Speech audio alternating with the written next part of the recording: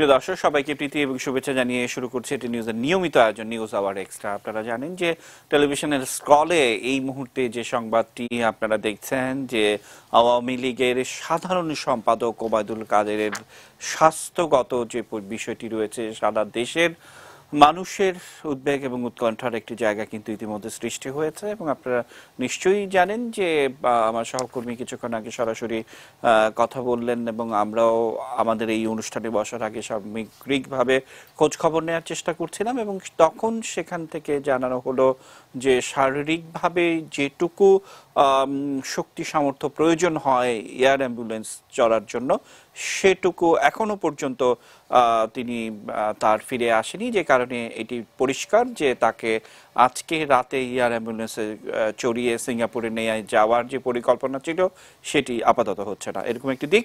অন্যদিকে এয়ার অ্যাম্বুলেন্সটি থাকবে এবং আমরা আজকে যারা অতিথি আছেন তাদের সঙ্গে এই বিষয়গুলো নিয়ে কথা বলবো, কারণ ওবায়দুল কাদের তার বর্ণাঢ্য রাজনৈতিক ক্যারিয়ারে দায়িত্ব পালন করার ব্যাপারে অনেক বেশি স্বতঃস্ফূর্তভাবে কাজ করছেন এবং আমরাও আশা করব দ্রুত তিনি আরোগ্য লাভ করবেন, ফিরে আসবেন। আমরা তারপরে একটু আমাদের যারা অতিথি আছেন তাদেরকে একটু পরিচয় করিয়ে দিতে চাই। আমাদের সঙ্গে আজকে বঙ্গবন্ধু শেখ মুজিব মেডিকেল বিশ্ববিদ্যালয়ের উপাচার্য, রাজনৈতিক বিশ্লেষক এবং তিনি অধ্যাপক ডাক্তার শহীদুল্লাহ শিকদার আছেন। স্যার, আপনাকে স্বাগত জানাচ্ছি। আমাদের আরো বেশ কয়েকজন অতিথি আছেন, তারা নানাভাবে আমাদের সাথে সংযুক্ত হবে। আমাদের সঙ্গে শীর্ষ ব্যবসায়ী নেতৃত্বের অন্যতম অনিরুদ্ধ রায় আছেন, তার অফিসে আমরা তার সঙ্গেও সংযুক্ত হব। এবং আমরা এই মুহূর্তে আমাদের সঙ্গে যিনি আছেন আরাফাত সিদ্দিকী, আমাদের রিপোর্টার, তিনি আছেন বঙ্গবন্ধু শেখ মুজিব বিশ্ববিদ্যালয়ের সামনে। আমরা তার সাথে একটু যুক্ত হব যে সর্বশেষ পরিস্থিতিটি জেনে আমরা আমাদের আজকের অনুষ্ঠানের যে বিষয় সেগুলি নিয়ে কথা বলবো।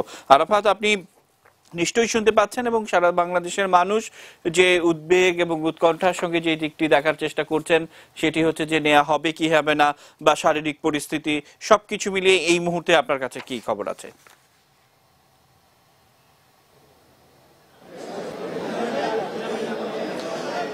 দাদা, আপনি যেমনটি বলছিলেন কিছুক্ষণ আগেই, আমাদের এই মাত্র আসলে আওয়ামী লীগের উনি এখনো আসলে কথা বলছেন, আমরা সেটি আসলে সরাসরি দেখাতে পারছি না এই মুহূর্তে আপনাদেরকে, কিন্তু তিনি এই মুহূর্তে কথা বলছিলেন আওয়ামী লীগের প্রেসিডিয়ামের অন্যতম সদস্য শেখ সেলিম। তিনি যেমনটি আমাদের জানিয়েছেন এই মাত্র তিনি নিশ্চিত করলেন যে আসলে আওয়ামী লীগের সাধারণ সম্পাদক ওবায়দুল কাদেরকে দেশের বাইরে নেওয়া হচ্ছে না, তার অবস্থা আরো কিছুটা স্টেবল হওয়া প্রয়োজন, এমনটি মত দিয়েছেন সিঙ্গাপুরের যে বিশেষজ্ঞ চিকিৎসক, তিনজন বিশেষজ্ঞ চিকিৎসক এসছেন, তারা এমনটি জানিয়েছেন। এবং আরো একটি কথা জানিয়ে রাখি, কিছুক্ষণ আগে দুর্যোগ ব্যবস্থাপনা ও ত্রাণ প্রতিমন্ত্রী ডক্টর মোহাম্মদ এনামুল রহমান তিনি আমাদের কিছুক্ষণ আগে একই কথা নিশ্চিত করে গিয়েছেন এবং তিনি যেমনটি আমাদের জানিয়েছেন যে ওবায়দুল কাদেরকে আসলে ওবায়দুল কাদের আগের থেকে অনেক ভালো অবস্থায় আছেন। তিনি জানেন যে এই দুর্যোগ ব্যবস্থাপনা এবং ত্রাণ প্রতিমন্ত্রী তিনি নিজেও একজন চিকিৎসক। তিনি বলছিলেন যে তার সঙ্গে ওবায়দুল কাদের কথা বলেছেন এবং তার চেতনা আগের থেকে অনেক বেশি ইমপ্রুভ করছে এবং তিনি বলছিলেন যে এখানে থেকেই আসলে দেশে তার সুচিকিৎসা সম্ভব। আমরা প্রশ্ন করেছিলাম যে আসলে তাহলে কেন দেশের বাইরে তাকে নিয়ে যাওয়ার একটি কথা বলা হচ্ছিল, তখন তিনি বলছিলেন যে আসলে শুরু থেকে, বিশেষ করে সকাল থেকে বিকেল পর্যন্ত তার অবস্থা এতটাই আনস্টেবল ছিল যে তাকে দেশের বাইরে নিয়ে উন্নত চিকিৎসা বা যদি আরো ভেন্টিলেশনের শতভাগ ভেন্টিলেশনের প্রয়োজন হয় সেটি আসলে বাংলাদেশে হয়তো সম্ভব নাও হতে পারে, সেই কারণে তারা বিদেশে নেওয়ার চিন্তা ভাবনা করছিলেন। তবে এরই মধ্যে ওবায়দুল কাদের তার স্ত্রীকেও তিনি জানিয়েছেন যে আসলে তিনি দেশের বাইরে চিকিৎসা যেতে চান না, তিনি দেশের চিকিৎসকদের উপরেই আসলে ভরসা করতে চান। শেখ সেলিম আমাদের যেমনটি জানিয়েছেন এইমাত্র যে তিনি অনুরোধ করেছেন যে সরাসরি প্রধানমন্ত্রীর নির্দেশনার কথা তিনি জানিয়েছেন যে এখানে আওয়ামী লীগের কোনো নেতাকর্মী বা অন্য কেউ যাতে ভিড় না করেন, কেননা এখানে যে অবস্থা তৈরি হয়েছে আসলে সেটি সাধারণ মানুষের চিকিৎসা তো ব্যাহত হচ্ছেই, ওবায়দুল কাদের তার নিজেরও চিকিৎসা ব্যাহত হচ্ছে এবং তিনি বারবার অনুরোধ করেছেন যে এখানে যাতে কেউ আর ভিড় না জমান। আজকে ওবায়দুল কাদেরকে নেওয়া হচ্ছে না, আগামীকালকে থেকে ওবায়দুল কাদেরের সার্বিক অবস্থা জানানোর জন্য বাইরে একটি মনিটর স্থাপন করা হবে। সেই মনিটরের মাধ্যমে দূরে থেকেই যারা উৎসুক জনতা বা ওবায়দুল কাদেরের অনুসারী তারা এসে দেখে যেতে পারবেন তার সর্বশেষ অবস্থা। তো এই ছিল আমার কাছে বিএসএমএম এর সামনে থেকে সর্বশেষ। জি আরাফাত, ধন্যবাদ আপনাকে। এবং দর্শক, আমরাও যে বিষয়টি বারবার আওয়ামী লীগের পক্ষ থেকে বলা হচ্ছে যে সেখানে অযথা ভিড় না করার জন্য, কারণ এমনিতেই যানজটের শহর ঢাকা, এবং তার প্রেক্ষিতে এরকম হাজার হাজার মানুষ জড়ো হচ্ছেন বঙ্গবন্ধু শেখ মুজিব মেডিকেল বিশ্ববিদ্যালয়, এবং সেখানে কিন্তু পরিস্থিতি সামলাতে অনেকটাই হিমশিম খেতে হচ্ছে।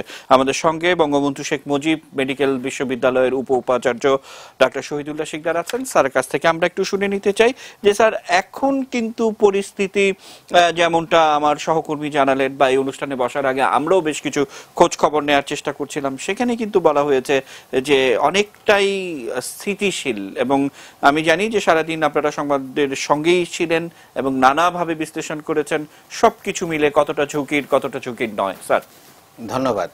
আপনি যা বলছিলেন, অ্যাকচুয়ালি দেখুন, আমাদের সম্মানিত সাধারণ সম্পাদক আওয়ামী লীগের এবং সড়ক পরিবহন এবং সেতুমন্ত্রী জনাব ওবায়দুল কাদের সাহেব সকালে 8:45 আমাদের বঙ্গবন্ধু মেডিকেল বিশ্ববিদ্যালয়ে তিনি সাডেন কার্ডিয়াক অ্যারেস্ট নিয়ে আমাদের এখানে এসছেন, এবং আসার পরপরই কিন্তু আমাদের চিকিৎসকরা তাকে আইসিইউতে নিয়ে যতটুকুন সম্ভব আমাদের অ্যাভেলেবল যতটুকুন সুযোগ সুবিধা আছে সবটুকুন ব্যবহার করে, তার অনেকটা পালস পাওয়া যাচ্ছিল না, তার হৃৎপিণ্ডের যে বিট সেই বিট কমে যাচ্ছিল, এবং তার বিপিও ঠিকমতো রেকর্ড করা যাচ্ছিল না। সেই অবস্থা থেকে কিন্তু ওনাকে ফিরিয়ে এনে আমরা ক্যাথল্যাবে আমাদের চিকিৎসকরা নিয়ে কার্ডিওলজিতে সেখানে যে এনজিওগ্রাম করে এবং একটি জায়গাতে স্টেন্টিংয়ের মাধ্যমে তাকে মোটামুটি একটা রিসাসিটেশনের ব্যবস্থা করা হয়েছে, এবং তারপরে তার পালস ধীরে ধীরে বেড়ে যাচ্ছিল, ব্লাড প্রেশারও বেড়ে যাচ্ছিল। অনেকটুকুন আমরা বলবো যে অনেক ইমপ্রুভ করেছে, কিন্তু এটাকে ঠিক সিগনিফিক্যান্ট ইমপ্রুভমেন্টের জায়গাতে বলাটা ঠিক হবে না। কারণ আপনারা জানেন যে হার্ট এমন একটি অর্গান যে এটি সম্পর্কে কিন্তু শেষ কথা বলার কোনো সুযোগ নেই, সাধারণভাবেই বলা যায় না। তারপরে যেখানে একটি হার্ট অ্যাটাক আছে, ব্লক আছে, আপনারা জানেন যে 3টি ব্লক পাওয়া গেছে, এবং সেখানে যে ওনার এই বিষয়টি সম্পর্কে নিশ্চিত করে বলার এই মুহূর্তে কোনো সুযোগ নেই। কিন্তু তারপরে যে কথাটি বলবো, কম্পারেটিভলি ঠিক স্থিতিশীল শব্দটা হয়তো এভাবে ব্যবহার করা একটু কঠিন হবে, কিন্তু এইটুকুন বলতে পারি যে কম্পারেটিভলি সকালের চাইতে তুলনামূলক যত সময় গিয়েছে ততটুকুন তিনি কিন্তু ইমপ্রুভ করেছেন। মাননীয় প্রধানমন্ত্রী যখন এসলেন তখনও কিন্তু সকালের চাইতে একটু ভালো আমরা দেখেছি। তারপরে আমরা দেখেছি যে সেখানে মহামান্য রাষ্ট্রপতি এসছেন, অনেকেই এসছেন, সকলে দেখেছেন। এবং আপনি যেটি আপনাদের রিপোর্টার বললেন যে সিঙ্গাপুর থেকে যারা এসছেন, 2জন চিকিৎসক এবং একজন নার্স সেখানে এসছেন, এয়ার অ্যাম্বুলেন্সের ওনারা সহযোগী চিকিৎসক এবং সাপোর্টিং স্টাফ হিসেবে সেখানে তারাও পর্যবেক্ষণ করেছেন।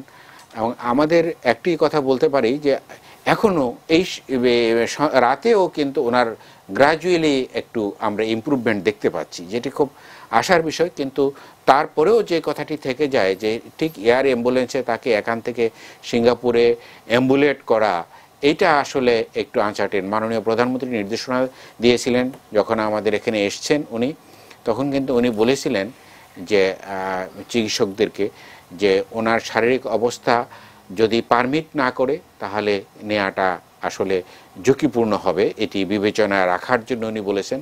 এবং যদি পারমিট করে এবং সিঙ্গাপুর থেকে যারা আসবেন তাদের সাথে আলাপ করে যেটি বেস্ট অপশন হবে সেই ব্যবস্থাটি উনি করার জন্য বলেছেন। এবং তিনিও আমাদের চিকিৎসার বিষয়টিতে কিন্তু উনি অনেক স্যাটিসফ্যাকশন দেখিয়েছেন। উনি বলে সন্তুষ্টি প্রকাশ করেছেন যে আমরা বঙ্গবন্ধু মেডিকেল বিশ্ববিদ্যালয়ে চিকিৎসকরা চেষ্টা করেছে, এবং চেষ্টা করার ফলেই কিন্তু অনেকটা যেখানে হার্ট প্রায় স্টপ হয়ে গিয়েছিল সেখান থেকে ফিরে আসাটা কিন্তু আসলে বলবো যে একটা আল্লাহর রহমত এবং দেশবাসীর দোয়া এবং সামগ্রিকভাবে সকলের সম্মিলিত চেষ্টা।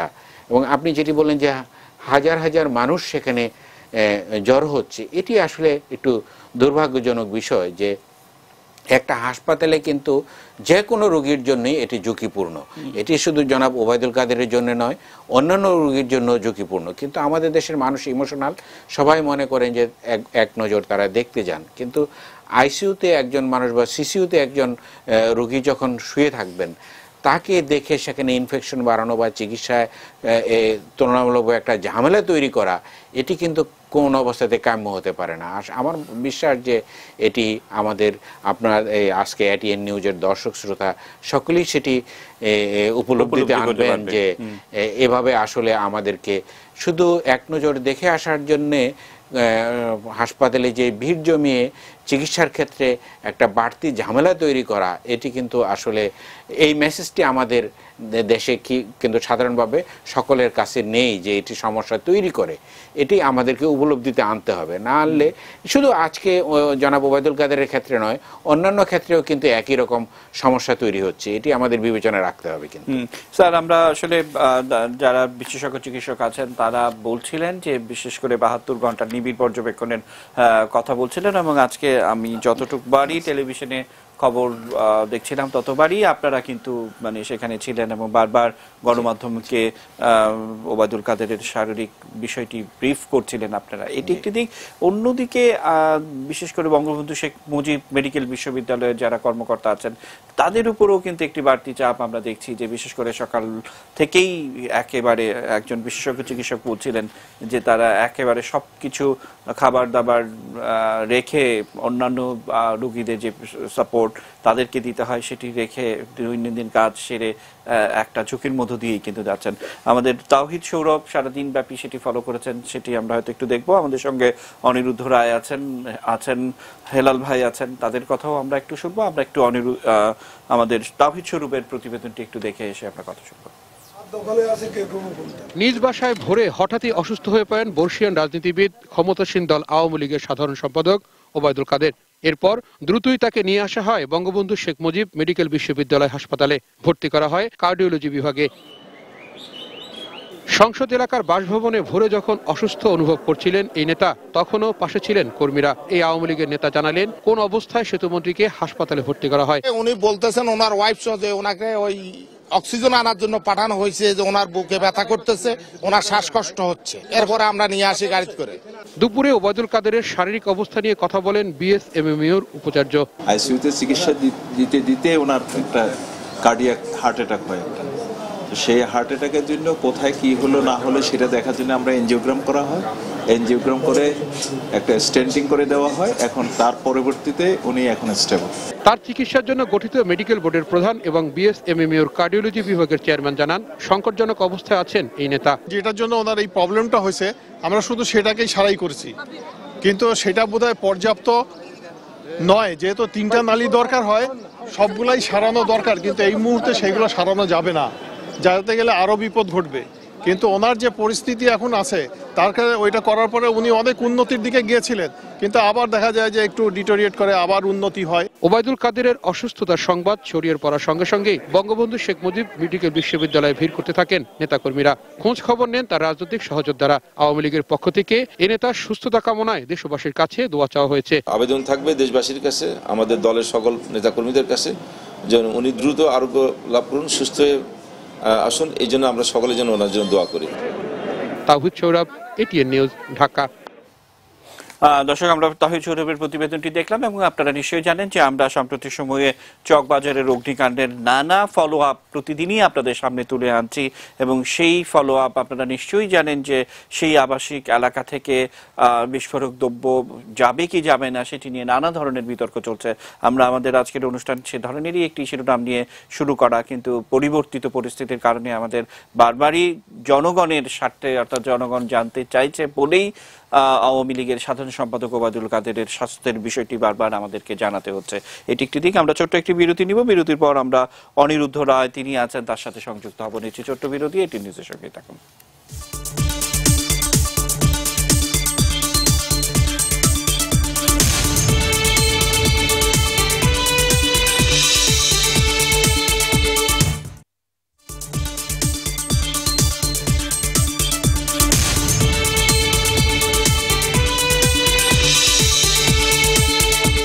প্রিয় দর্শক, বিরতির পর আবার আমন্ত্রণ জানাচ্ছি। দেখছেন এটি নিউজ আওয়ার এক্সট্রার মধ্যে আমরা রয়েছি। যেমনটা বলছিলাম, আওয়ামী লীগের সাধারণ সম্পাদক তার স্বাস্থ্যগত বিষয়ে নানাভাবে আমরা জানানোর চেষ্টা করেছি এবং তারপরেও যদি কোনো আপডেট থাকে আমরা সঙ্গে সঙ্গে আপনাদেরকে জানাবো। এবং যে বিষয় নিয়ে আজকে আমাদের নিউজ আওয়ার এক্সট্রার বিষয় যে জীবন এবং জীবিকা, নিশ্চয়ই আপনারা জানেন যে পুরনো ঢাকার সেই রাসায়নিক সরানো নিয়ে নানান ধরনের বিতর্ক আমরা দেখছি। গতকালকে আমরা দেখেছি যে স্থানীয় মানুষের বাধার মুখে, প্রতিরোধের মুখে কিছু সময়ের জন্য সে কাজ বন্ধ ছিল, পরবর্তীতে আবার সেটি শুরু হয়।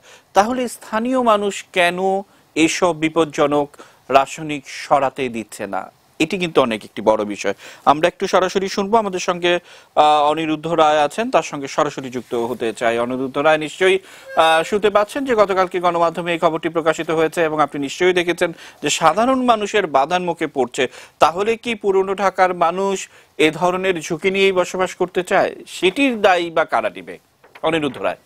আমি আমার বক্তব্যের শুরুতেই প্রথমেই বঙ্গবন্ধু মেডিকেল বিশ্ববিদ্যালয়ে চিকিৎসারত বাংলাদেশ আওয়ামী লীগের সংগ্রামী সাধারণ সম্পাদক সেতুমন্ত্রী জনাব উবায়দুল কাদেরের আশু রোগ মুক্তির জন্য মহান সৃষ্টিকর্তার কাছে আমার করুণ মিনতি জানাচ্ছি।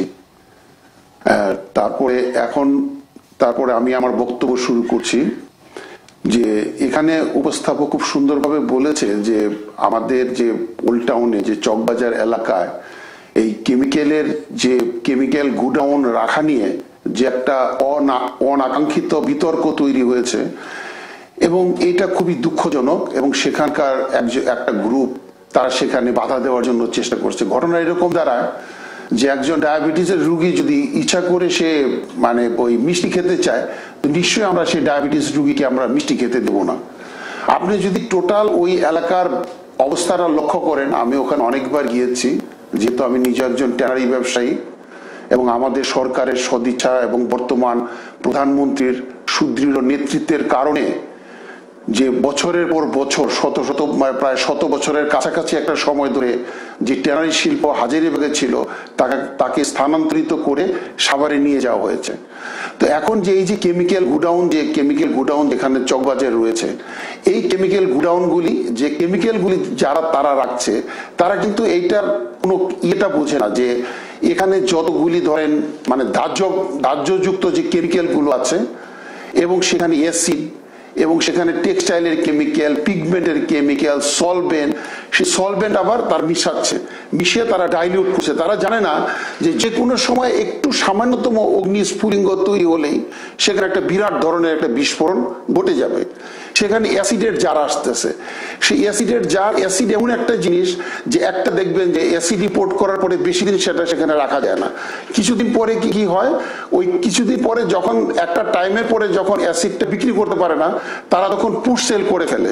বিকজ পুশ সেল না করলে তারা যে পাত্রে অ্যাসিডটা রাখে সেই পাত্রটা নষ্ট হয়ে অ্যাসিডটা ফ্লোরে চলে আসবে।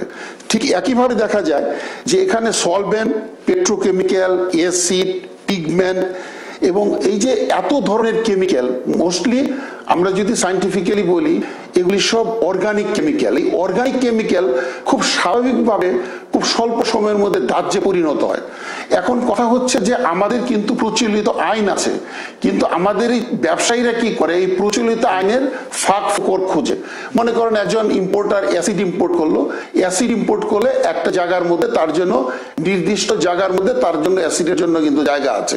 সে ইম্পোর্ট করার সময় দেখালো যে হ্যাঁ আমি অ্যাসিডের জন্য আলাদা একটা জায়গা আমি অ্যাসিড রাখছি। কিছুদিন পরে সে আবার অ্যাসিড ইম্পোর্ট করতেছে, আবার অন্য কেমিক্যালের সাথে সে অ্যাসিড রাখতেছে। একইভাবে সে করতেছে এক জায়গার মধ্যে প্লাস্টিক, এইচডিপি, তারপরে আপনার পিপি, এলডিপি, এই সমস্ত কেমিক্যাল, পেট্রোকেমিক্যাল, এটার সাথে আবার সলভেন্ট রাখতেছে। তো সুতরাং তারা কিন্তু এইটা যে কত একটা ডেঞ্জারাস কেমিক্যাল, একটু স্ফুলিঙ্গ হলে যে বিরাট একটা বিস্ফোরণ ঘটে যাবে, এইটার যে গুরুত্ব এটা কিন্তু বোঝে না। একটা বাড়িওয়ালার কাছে যখন বাড়ি ভাড়া নিতে যায়, সে তাকে খুব ইজিলি বলতেছে যে মনে হয় যে সেখানে একটা ওই বিস্কিট অথবা রুটি টুটি যেভাবে রাখে সেভাবে সে রাখতেছে। সে বলতেছে যে আপনার বাসার নিচের জায়গাটা ভাড়া দেন, আমি কিছু জিনিসপত্র রাখবো।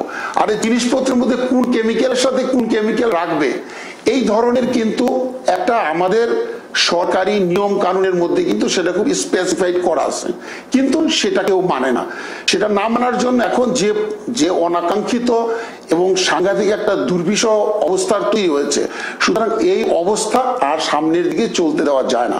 সুতরাং এই মুহূর্তেই এই কেমিক্যালগুলি কত দ্রুত ব্যবসায়ীদের কাছে তাদেরকে জিনিসটা বোঝাতে হবে যে কিভাবে আমরা এই কেমিক্যালগুলি কিভাবে রাখবো, কিভাবে কি করব, খুব মানে অল্প সময়ের মধ্যে আমাদের স্টেপ বাই স্টেপ সবচেয়ে দাহ্য মুহূর্ত কেমিক্যাল যেগুলি আছে সেগুলি ইমিডিয়েটলি আমরা সরিয়ে ফেলবো, তারপর স্টেপ বাই স্টেপ নামিয়ে নিয়ে আসবো, যাতে ব্যবসায়ীরা খুব কম ক্ষতির মধ্যে পড়ে। সেই জায়গাটা লক্ষ্য রেখে আমাদের ওই টার্গেট করতে হবে, সবচেয়ে দাহ্য কি, তারপরে কি এইভাবে করে এটা করতে হবে।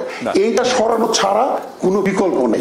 এটা যে কোনো অনিরুদ্ধ রায়, আপনি একটা বিষয় বলেছিলেন যে বিষয়টি আপনি শুরুতে বলেছিলেন যে যারা এই কেমিক্যাল নিয়ে কাজ করছে, যে সমস্ত শ্রমিকরা বা সেই শিল্পের মালিকরা, তাদের কিন্তু এই কেমিস্ট্রি সম্পর্কে খুব বেশি ধারণা একদমই নেই, এবং সেটি কিন্তু শেখার দায়িত্বটা মালিক পক্ষ যারা আছে তাদেরই। কিন্তু এই বিষয়টি কিন্তু আমাদের জোর দিতে হবে।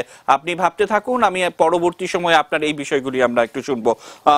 দর্শক, আমাদের সঙ্গে হেলাল উদ্দিন আছেন, তার কাছে যাব, কিন্তু একটু জানিয়ে রাখতে চাই যে আমরা আবারও বঙ্গবন্ধু শেখ মুজিব বিশ্ববিদ্যালয়ের সহকর্মী আরাফাত সিদ্দিকী আছেন, সেখানে আওয়ামী লীগের দপ্তর সম্পাদক বিপ্লব বড়ুয়া আছেন। তার সঙ্গে আমরা একটু বিশেষ করে আওয়ামী লীগের পক্ষ থেকে এই মুহূর্তে যে কথাটি বলা হচ্ছে, আমরা যেমনটা বলছিলাম যে সাধারণ মানুষ যেন ভিড় না করেন, সে ধরনের কিছু অনুরোধ আছে। আমরা একটু শুনে আবারও ফিরছি আলোচনায়। আরাফাত, আমরা দেখতে পাচ্ছি যে আপনার সঙ্গে বিপ্লব বড়ুয়া আছে, এবং বিশেষ করে আওয়ামী লীগের থেকে কিন্তু বারবার বলা হচ্ছে যে অযথা ভিড় না বাড়ানোর জন্য, মানে সেটি যেন একটু বারবার প্রচার করি, এরকম অনুরোধও কিন্তু আমাদের কাছে আছে। আপনার কাছে এই মুহূর্তে আর কি আছে? প্রচুর মানুষ এসে ভিড় করছেন, এবং এতে আসলে আওয়ামী লীগের দিক থেকে কোনো নির্দেশনা আছে কিনা? আমাদের দলের প্রধান বঙ্গবন্ধু কন্যা শেখ হাসিনা, মাননীয় প্রধানমন্ত্রী, সকাল থেকেই ইনি বারবার টেলিফোনে আমাদের সিনিয়র নেতাদের নির্দেশনা দিয়েছেন যাতে করে অকারণে কেউ যাতে ভিড় না করেন, এবং তিনি আবেদন জানিয়েছেন যাতে আমার নেতাকর্মী এবং অনুরাগী এবং সারা দেশের মানুষকে তারা যাতে আমাদের প্রিয় নেতা জনাব ওবায়দুল কাদের যাতে দ্রুত সুস্থ হতে পারেন তার জন্য যাতে দোয়া করেন, প্রার্থনা করেন। এখানে তবুও সারা দেশের মানুষ উদ্বিগ্ন এবং আবেগের কারণে মানুষ এখানে এসেছেন, এবং দেখতে পাচ্ছেন যে পুলিশ এই আপনার মানুষকে সরাতে সহযোগিতা করছে। আমরা দলের পক্ষ থেকে মাননীয় প্রধানমন্ত্রী বঙ্গবন্ধু কন্যা শেখ হাসিনার আবেদনটি রাখতে চাই যে আপনারা প্রার্থনা করবেন, দোয়া করবেন, এবং এই হাসপাতালে বঙ্গবন্ধু মেডিকেল বিশ্ববিদ্যালয়ে এভাবে ভিড় করলে আমাদের প্রিয় নেতার চিকিৎসায় বিঘ্ন ঘটে যাচ্ছে, এবং এখানে অন্যান্য সাধারণ রোগীরা রয়েছেন, তারাও কিন্তু হয়রানির ভোগান্তির শিকার হচ্ছেন। এই বিষয়টি বিবেচনায় এনে আমি আপনাদের অনুরোধ জানাবো, আগামীকাল থেকে আপনারা এখানে ভিড় করবেন না, আপনারা আমাদের নেত্রীর নির্দেশে সারা দেশে প্রার্থনা করবেন, দোয়া করবেন। জি, আমরা এরই মধ্যে জেনেছি যে বঙ্গবন্ধু শেখ মুজিব মেডিকেল বিশ্ববিদ্যালয়ের ভিসি তিনি আমাদের নিশ্চিত করেছেন যে আগামীকাল দুপুর 1টায় আবারও হাসপাতালের পক্ষ থেকে ব্রিফ করা হবে, এবং তার পরবর্তীতে রাত 8টায় আবারও ব্রিফ করা হবে। এর মধ্যকার অন্য কেউ, এমনকি গণমাধ্যম কর্মীরাও যাতে এখানে অযথা ভিড় না জমান সেটি তিনি বারবার অনুরোধ করেছেন। একটি বিষয় যে তার আপনার সাধারণ সম্পাদক ওবায়দুল কাদেরের আসলে সর্বশেষ অবস্থা কি, আমরা তো এরই মধ্যে জেনেছি যে তাকে দেশের বাইরে নেওয়ার বিষয়টা আসলে স্থগিত রয়েছে। জনাব ওবায়দুল কাদের জানেন যে আজকে সকালে ওনার শারীরিক অবস্থা দ্রুত অবনতি ঘটে, এক পর্যায়ে আইসিইউতে নেওয়া হয় এবং পরবর্তীতে সিসিইউতে ক্রিটিক্যাল করোনারি কেয়ার ইউনিট ওনাকে নিয়ে আসা হয়। এখনো তিনি সেখানেই রয়েছেন। তবে এটি হচ্ছে সুখবর যে এখানে আমাদের দেশীয় যে বিশেষজ্ঞ চিকিৎসকরা রয়েছেন তাদের প্রচেষ্টায় তিনি খুব ধীরে ধীরে উন্নতি ওনার হচ্ছে, এবং ওনার যে প্রগ্রেস যেটা হচ্ছে ইমপ্রুভমেন্ট সেটি বিবেচনায় এনে এখানে যারা বিশেষজ্ঞ চিকিৎসক তারা এবং বিদেশ থেকে যিনি এসেছেন সিঙ্গাপুর থেকে, মাউন্ট এলিজাবেথ থেকে, ওনারা যৌথভাবে সিদ্ধান্ত নিয়েছেন যে যেহেতু উনি ইমপ্রুভ করছেন আজকে রাত তিনি এখানেই থাকবেন, এবং এই ইমপ্রুভমেন্ট ওনার এটি বিবেচনায় এনে ওনাকে রাতে যে নিয়ে যাওয়ার সিঙ্গাপুরে যে সিদ্ধান্ত ছিল সেই সিদ্ধান্তটি আপাতত স্থগিত রয়েছে। একই সাথে যে এয়ার অ্যাম্বুলেন্স মাউন্ট এলিজাবেথ থেকে উড়িয়ে আনা হয়েছে সেই অ্যাম্বুলেন্সও আগামীকাল সকাল 10টা পর্যন্ত ঢাকায় অবস্থান করবে।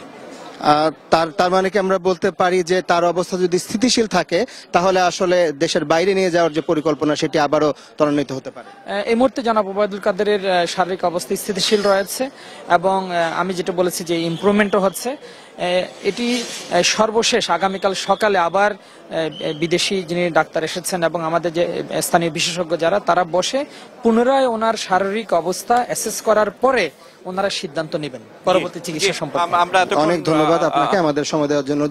প্রণব, আপনি যেমনটি বলছিলেন যে আমাদের সঙ্গে কথা বলছিলেন আওয়ামী লীগের উপদপ্তর সম্পাদক ব্যারিস্টার বিপ্লব বড়ুয়া, তিনি যেমনটি জানিয়েছেন যে আসলে এখনো পর্যন্ত আজকে রাতের মতো ওবায়দুল কাদেরের দেশের বাইরে নিয়ে যাওয়ার বিষয়টি আসলে স্থগিত রাখা হয়েছে। আগামীকাল সকাল 10টায় আবারও তারা তাকে পর্যবেক্ষণ করবেন। অসংখ্য ধন্যবাদ। এবং যে দর্শক, আমরা জানলাম যে গণমাধ্যম কর্মী কিংবা সাধারণ মানুষ অযথা যেন কেউ ভিড় না জমান, এটি বারবার বলা হলেও তারপর উপচে পড়া মানুষের ভিড় আমরা দেখছি। এবং এই মুহূর্ত থেকে সেই বিষয়টি যেন আমরা দায়িত্বশীলতার একটা জায়গা থেকে সেটি যেন না করি, এটি একটি দিক। আমরা হেলাল ভাইয়ের কাছে যাব, কিন্তু তার আগে ছোট্ট একটি বিরতি নিয়ে ঘুরে আসতে চাই। নিচে ছোট্ট বিরতি, এটি নিজের সঙ্গেই থাকুন।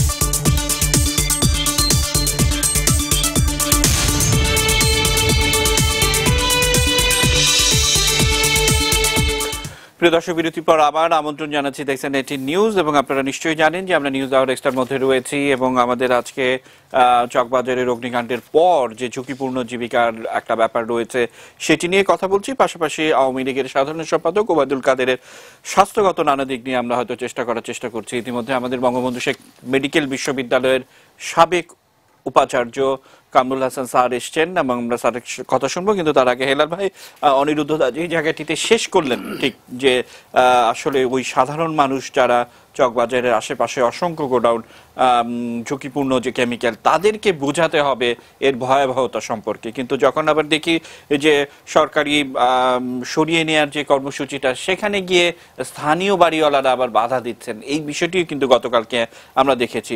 তো সবকিছু মিলে আমরা যদি নিজেরা সচেতন না হই বা বাড়িওয়ালারা সচেতন না হন, এলাকাবাসী সচেতন না হয়, তাহলে তো এই ধরনের বিষয়গুলি থাকবেই। যেমনটা আপনি যখন এপিসিসিআই এর সহসভাপতি ছিলেন তখন কিন্তু এই বিষয়গুলো এসছিল সামনে, তো কিভাবে দেখেন?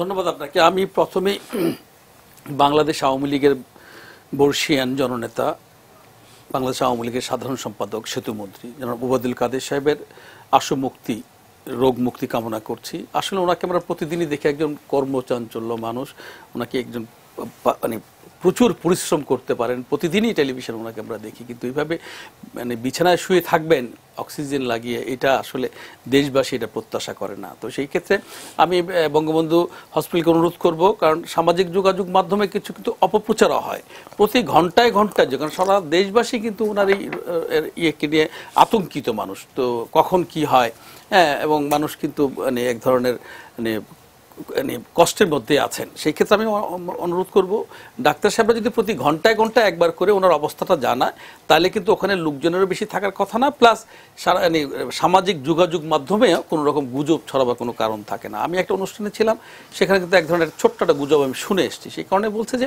এই ধরনের গুজব শুনলে মানুষ কষ্ট পায়, মানুষ আতঙ্কিত হয়, যাতে কোনো ক্রমে আমরা সবাই মিলে দোয়া করব যাতে উনি খুব দ্রুত উনি আরোগ্য লাভ করেন। এটা হচ্ছে আমাদের দেশবাসীর পক্ষ থেকে প্রত্যাশা। আপনি যে কথাটি বললেন, আমি আসলে আমি অনুরুদ্ধদার কথা শুনেছি আমি। তো প্রথমত হচ্ছে যে কোনো ব্যবসায়ী, পুরনো ঢাকার কোনো বাড়ির মালিক কেউ কিন্তু চান না ওখানে কোনো কেমিক্যালের ব্যবসা থাকুক। 2010 সালে যখন নিমতলী ঘটনা ঘটেছে, আপনারা যেভাবে টেলিভিশনে প্রচার করেছেন এবং সারা দেশবাসী যেভাবে দেখেছে, 128 জন লোকের মৃত্যু ঘটেছে। এবং ওই থেকে আমরা 2010 সাল থেকে 2013 সাল পর্যন্ত অলমোস্ট প্রতি সপ্তাহে, প্রতি মাসে আমরা দিনের পর দিন সভা করেছি ওখানকার ব্যবসায়ীদের নিয়ে, ওখানকার বাড়ির মালিকদের নিয়ে এবং সরকারের বিভিন্ন এজেন্সিকে নিয়ে, অর্থাৎ আপনার বিস্ফোরক অধিদপ্তর, আমাদের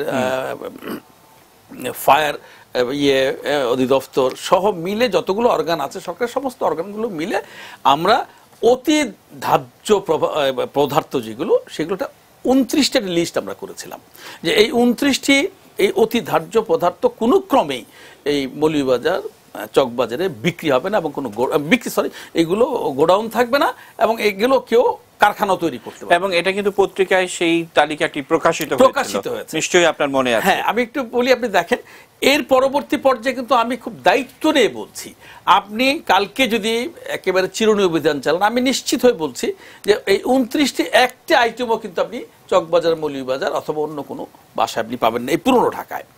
যদি কেউ রাখে, তারপরে যদি কেউ রেখে থাকে, তাইলে সে অপরাধ করেছে, উনি অপরাধী, তাকে শাস্তির আওতায় নিতে হবে। আমরা আবারও বলছি, আমরা জিনিসটি বারবার বলছি যে 29টি পণ্য যেটা অতি ধার্য পদার্থ হিসেবে ধরে নেওয়া হয়েছিল, সেইগুলো কিন্তু এখন আর পুরনো ঢাকা ওইভাবে নাই। এখন প্রশ্ন হচ্ছে, এই যে প্রশ্ন হচ্ছে যে ব্যবসায়ীরা অথবা বাড়ির মালিকরা বাধা দিচ্ছেন, এখানে আমি দেখেছি গত দুদিন যাবৎ আমাদের দক্ষিণের মাননীয় মেয়র সাহেব সারাদিনই ব্যস্ত থাকছেন এই কাজগুলো করার জন্য। ওনাকে আমি সাধুবাদ জানাই, আন্তরিকভাবে ধন্যবাদও জানাই যে উনি একজন জনপ্রতিনিধি হিসাবে ওনার যথাযথ কাজটি উনি করছেন এবং উনি চাচ্ছেন কোনো ক্রমেই যাতে আর মানুষের প্রাণহানি না ঘটে। ওনার সৎ ইচ্ছার কোনো কমতি নেই। এখন প্রবলেম হচ্ছে কোন জায়গাটা, প্রবলেম হচ্ছে আমরা মনে করি যে আসলে আপনিও জানেন যে আগুনের কাছে সব কিছু কিন্তু ধার্য পদার্থ, আপনি লোহা কিন্তু আগুনের কাছে গলে পানি হয়ে যায়। তো সেই ক্ষেত্রে এখন আমাদের বিভিন্ন যারা যাচ্ছেন এই বিভিন্ন অভিযানে, ওনারা কিন্তু যেমন প্লাস্টিকের দানা, সেগুলোকে ওনারা বলছেন যে এইটাও ধার্য না। কিন্তু হেলাল ভাই, আমি যে কথা আপনি বলছেন যে বিশেষ করে যেই 24টি 25টি কেমিক্যালের কথা বলছেন, এই 10 বছরে বা এই 8 বছরে আরো অসংখ্য কেমিক্যাল তৈরি হয়েছে যেটির তার অতি দাহ্য মাত্রা তৈরি হয়েছে। যেমন অ্যান্টি এক্সিড বলে একটি কেমিক্যাল যেটি বডি স্প্রের জন্য ব্যবহৃত হয়, এবং সেটি যখন আগুন লাগলো মনে হচ্ছে যে এক একটি বডি স্প্রের কৌটা বা শিশি মনে হচ্ছে এক একটি বোম, এবং বিকট শব্দে বিস্ফোরিত হয়েছে, মানুষের গায়ে আগুন সহ পড়ছে। তো এই বিষয়গুলো গবেষণা করার দায়িত্বটা কার? এটা যেমন একটি বিষয়, আবার অনিরুদ্ধ রায় যেমনটা বলছিলেন যে মানুষকে বা ওই কর্মীকে বা অবৈধ কারখানাগুলো যে গড়ে উঠেছে, কোনো মানে যেমন বডি স্প্রের কোম্পানিগুলো, যে ম্যাক্স, মানে সেই ম্যাক্স আন্তর্জাতিক ব্র্যান্ড, সেটির নকল কারখানা সেখানে তৈরি হচ্ছে, এবং এই বিষয়গুলো নিয়ে আমরা কোনো আলোচনা শুনি না। তাহলে রাতারাতি কারা ওই অবৈধ আন্তর্জাতিক ব্র্যান্ডের নকল তৈরি করছে, সেটির বিচার কে করবে? এটিও আছে, আমরা আলোচনা করব। এবং দর্শক, আপনাদেরকে একটু জানিয়ে রাখি যে আমরা আলোচনার ফাঁকে ফাঁকে আওয়ামী লীগের সাধারণ সম্পাদক তারও শারীরিক স্বাস্থ্যের বিষয়টি জানানোর চেষ্টা করব। আর আমাদের পরবর্তী আয়োজন কিন্তু পলিটিক্স প্লাস, এবং সেখানে যাদেরকে আপনারা দেখছেন তারা সবাই থাকবেন এবং এই বিষয়গুলো নিয়েই কথা হবে। আমাদের আজকের এই নিউজ আওয়ার এক্সট্রা শেষ করে আমরা শুরু করব পলিটিক্স প্লাস। ততক্ষণ পর্যন্ত এটি নিউজের সঙ্গেই থাকুন।